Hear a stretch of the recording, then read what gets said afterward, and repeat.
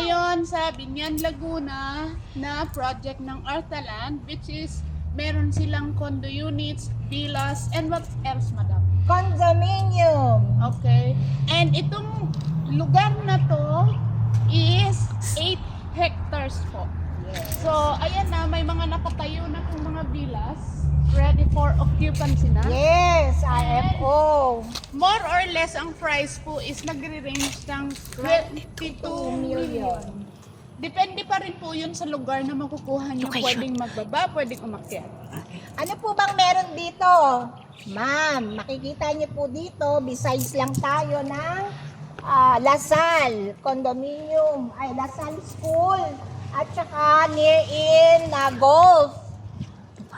So this property is belong to Ayala Land. Ayala Land to be coming soon to be BGC in Laguna.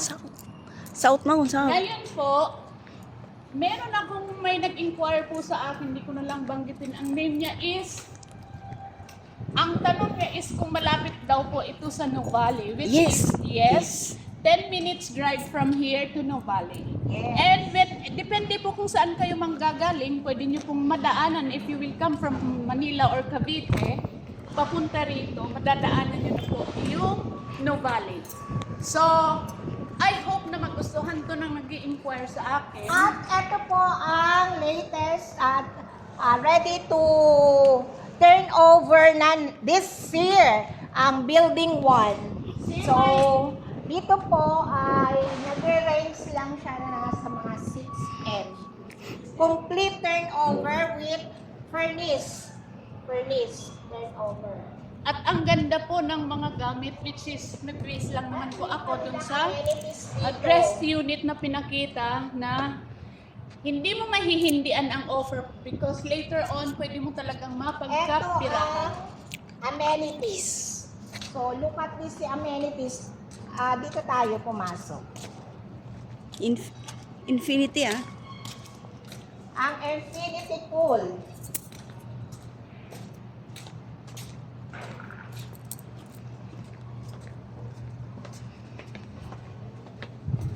Wow, maliligo to mag-live swimming tayo dito.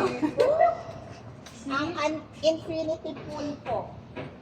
Mayroon pang pangbata Oo. at ako naman dito dahil matanda. Ito po ay pwedeng gamitin ng mga nasa villas.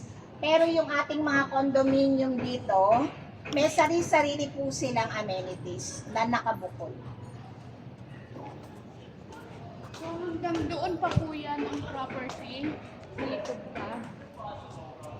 Kaya, hindi naman siya crowded masyado, pero hindi naman maliit na property. Kasi So, ito ay tama lang green. po. More on green sila talaga. When you take kumuha ng condo unit dito, meron sila talagang place for green plant. Yes. And This is a I hope na green sanctuary ang tawag. green sanctuary ang tawag nila dito kasi Oo, more on yes. green sila, mga tanim-tanim para Oo. maaliwalas sa mata nating lumalabo ang paligid. At higit sa lahat, hindi mo na kailangang bumili pa ng mga pansahog kung kinakailangan. Free lang po yun. Dahil meron silang lahat ng tanim na pansahog dito. Mula sa sibuyas, kamatis, bawang, kangkong, talong. So, pwede na po kayo magluto ng Sinigang, at pinakbe. yes, tama. And also, ano pa ba yung nakalimutan ko na yung sasabihin ko? Dito sa Ayan, building. tahan natin yung actual turnover po ng Villas. villas na siguradong masisiyahan po kayo dahil lahat po ay complete turnover. Ito po ang model unit natin. Nasa likod. Halos nakuha na rin ang mga unit dito. Ang kagandahan po dito is, ano pa rin, parang kahit may building, may mga bahay, pero fresh air pa rin ang Hindi malalanghap na siya po. crowded, malalaki ang road. Yes. oh. Tingnan mo, ang laki. And also, based on the sales director, might be on December mag-aakyat na naman daw po ang Price price nito. So, hindi ko lang maibigay kung magkano ang porsyento per annum nila or per, let's say, kasi ang alam ko nagtataas sila ng twice a year. So, hindi ko alam kung ilang percent ang inaakyat nila. Kaya habang meron pa tayong mga promos, sabay po natin. Okay, andito na po tayo sa model unit ng villa. Pero hindi ako marunong magbukas. Paano ba? Pinipress pala. Yan. Kasi maganda po yung mga furniture, Welcome to my dito villa. at ang kanilang door. Oh, palaki talaga Ang ng ganda. Yes. So meron dito, meron another seat Servant. dito. Servant. Servant service. The kitchen. Ito yung actual turnover. Ganda, maaliwala. So, actually, first time po ito napasok. Kasi lagi tayong hindi nakakarating dito. Pero malaki. Ma'am, ilang dito, ma'am? High ceiling. High ceiling. Nag-ano siya ng 3-story yung ating And ang kagandahan mo is, high ceiling. high ceiling. Quality yan. High ceiling pala talaga. Ito with ano na talaga. Kung what you see is what you get. Yun po ang turnover nila talaga. Finish at saka quality. Yung quality ng kanilang mga gamit. Okay, let's go up, ma'am. Oh, sige. Para makita na natin ang lahat sa taas. Yes. Here comes the bride. And ang stairs po is very nice. Wooden step. Ito ang second floor. Yep.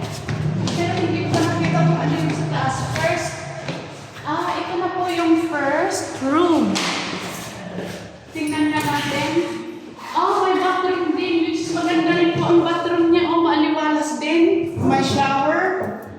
Dito yung wash basins at maluwag na salamin. Very nice. And then meron din siyang built-in cabinet.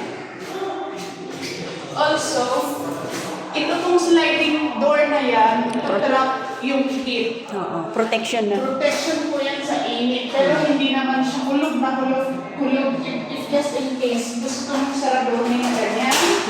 Saka itong glass, or buksan mo lang para pag pinagay mo to, yung glass is sasarap bubuks. Ganyan, then ito ang ilagay mo, may papasok pa rin hangin. Sino kayang architect ang nag-design nito? Tapos, ito ang kwarto sa second floor. First pa lang. First floor. Second pa lang. Dito, punta tayo sa pag-third. Second kasi sa baba, ground yun. Ito ang second. May pantaas pa pala. Malalaki po ang kwarto pala dito. Almost the same po ang bintana. And, wala pa ba ilang ito? Ito rin, wow. Maganda rin, mas maluwag yung bathroom, May shower. May division na po yung shower niya. Ganda na, titirahan lang talaga. Tapos may mga built-in cabinet po dito. Malaki. Kaya hindi na kayo mamumroblema sa inyong mga gandang damit. Kung saan nyo ilalagay. Tapos, dito naman po sa each floor, mayroon isang kwarto pala. Tingnan natin dito kung anong meron. Dalawang room to dalawang room. Isa rin lang Ano lang ito parang stock room to. Stock room po ito sa third floor na pangalawang palapa. Kasi sinasama ko po yung entrance which is ground, first and second. So actually second floor lang po. And then, dito, master bedroom. No, Ganon din. second na. Every room may toilet and bath. Kaya nga po, every room may toilet.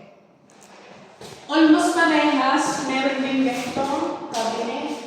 Tsaka And then yung window niya, parehas din. To trap the heat outside, kaya ganyan ang design. Anong tawag dito? Puro damit mo. Closet. Walk-in closet. Ito nga pala, akala ko kanina bathroom. Walk-in closet po pala. Ito pwede nang gawin. Walk-in closet. Anyway, ang gagamit nito, Master bedroom, mag-asawa. mag-asawa. Master bedroom. Opo. So, yan po, ganito po kalaki at kaganda ang bahay dito. And nag-range po ito ng more or less 22 million. Okay. Ano si Ma'am Patin? Let's go down na mga guys. Dapat yung binibidyohan sa pababa. Ganda oh. Okay na ito. Dito pwede ka rin maglagay-lagay ng upuan dito or TV or whatever. Kung may receiving section ng visitors. Di ba? Nawala na si Ma'am, iniwanan tayo. Hindi yan, nasa labas lang yan. Sa labas lang yan. Ayun.